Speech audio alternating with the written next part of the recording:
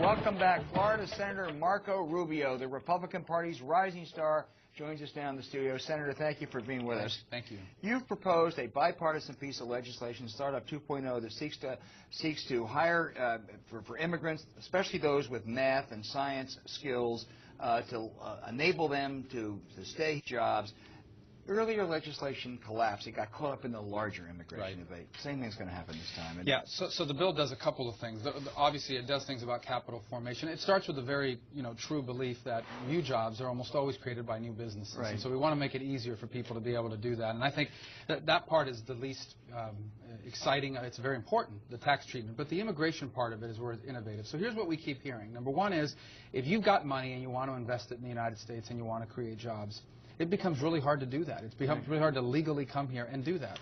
So we create a visa, an investor visa, for people who come here and create a business with at least 2 jobs that are not relatives.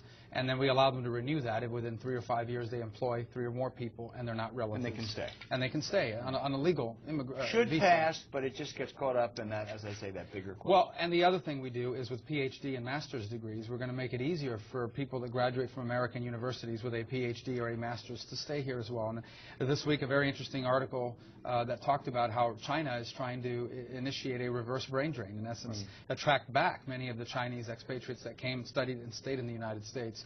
So I hope it doesn't get caught up in the bigger issues. Let me talk about that larger issue. And you are developing, you haven't finalized some kind of compromised DREAM Act, if you will.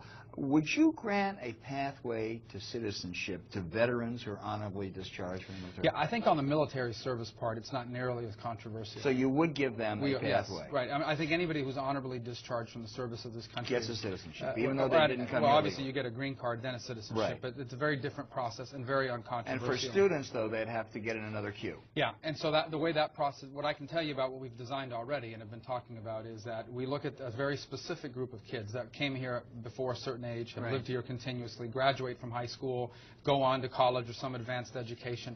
They would get a non-immigrant visa, the way thousands of other people have non-immigrant visas. And that would allow them to stay here legally, work here legally, live here legally. At some point in the future, they will be allowed to apply for their residency like anybody else would, not through a special path. But they wouldn't have to go back. No, they would not. As long as they have their visa Stay here, get in another queue. Right. As long as their visa is active. In essence, as long as they renew their non-immigrant visa and comply with all of its conditions, Are you confident you're going to get Mitt Romney to sign on to this? Well, I think he needs to see the details of it. Here's what I'm confident of. I'm confident that we're going to be able to produce a piece of legislation that's going to help these kids not encourage illegal immigration in the future and can gain the support of a majority of Republicans in the Senate. When will it come out? Depends. We're waiting on what the Congressional Budget Office and the Congressional Research Office tells us, because one of the first things we're going to get asked is, how many people will this apply to and how much money is it going to cost? We talked about Governor Romney, who in the primaries went out of his way to criticize Rick Perry and Newt Gingrich on some of their pro-immigration stands. He hired as a policy advisor the virulently anti-immigration person, Chris Kobach. He's as a Republican nominee, he's got a lot of pivoting to do to get even the 31% of the Latino vote that McCain got, doesn't he? Well, a couple of things. First of all, there is a lot of frustration in America over the illegal immigration problem. There is. And there's a lot of frustration in the Hispanic community about illegal immigration. And I think Governor Romney gave voice to those frustrations. And those are valid frustrations. I think the other thing he's done, which hasn't gotten nearly as much attention, is he's talked about how he's pro-legal immigration, how he wants to modernize the legal immigration program in our country so that it works better, not just for America, but for the immigrants. And here's why that's important. If we modernize our legal immigration system, if we improve our legal immigration system and back it up with some enforcement mechanisms like E-Verify and increased border security, the illegal immigration problem in America will significantly diminish. And how to deal with the millions of people that are here without documents becomes easier. Not easy, but it becomes easier if we had a functional guest worker program, if we had visa reforms like the housing and others, and if we were able to accommodate these young people that find themselves here without documents through no fault of their own. Do you think that Romney can do better than McCain with Latino vote? I do. You really do? 35, 40%? I do. And here's why. Because the economy and the downturn in the economy has dramatically impacted Americans of Hispanic descent.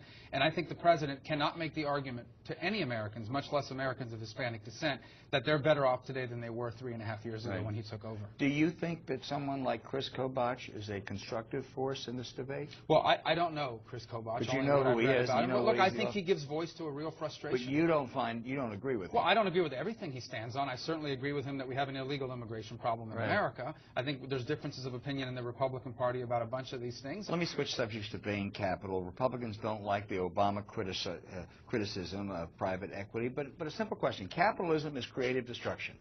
Why is it all right to talk about the creative part but not the destruction part? Well, I think the bigger issue that people are upset about, and certainly that I question, is that behind the ads isn't just the performance of Bain Capital, but the insinuation that somehow Mitt Romney is a bad person who doesn't care about the plight of these individuals. And I think that's deeply unfair. If you disagree with Mitt Romney's policies, if he doesn't agree with his policies on taxes, on regulation, and on the economy, let's have a debate about the ideas. But what really troubles me about modern American politics, and sadly, what's increasingly troubling me about this president, is that he goes straight for the argument that his opponents are bad human beings, bad people, that don't care about the plight of other Americans. And I think that's wrong. You're on the Intelligence Committee. Yes, the Obama administration has granted Hollywood filmmakers unprecedented access and information about the raid that killed Osama bin Laden to help them make a movie. Is this appropriate? I think it's part of a troubling trend of chest thumping, showing how smart and good our intelligence services are, and they certainly are, but in the process trying to impress people by what this administration was able to do, whether it was on that raid. So you think it was wrong to give that kind of access? Not only was it wrong to give that access, we had about the new bomb technology that's very troubling. We have a recent book by a former CIA official that has things in there that perhaps shouldn't be in that book. I think there's a growing trend of leaks that threaten America's operational capacity in the intelligence world. And I think if you look at some of the things that have found its way onto the screen, not just in the movie, but some of the specials around the anniversary of the bin Laden raid, I think one has to be concerned that that's going to impact the ability to carry out similar operations in the future. Senator, final question. You said that Barack Obama is the most divisive figure in modern American history.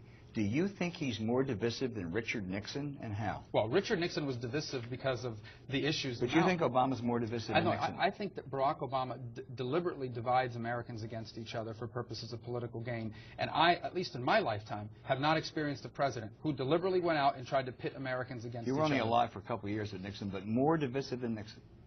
In terms of his policies, in terms of how he pits Americans against each other, yes. I believe that certainly today. Obviously, he's not guilty of a Watergate-type scandal.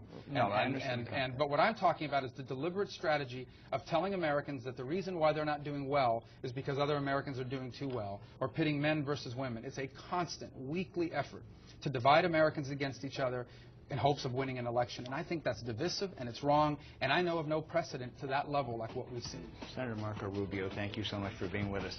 And when we come back, the private equity debate continues. Who makes the better argument? The last word.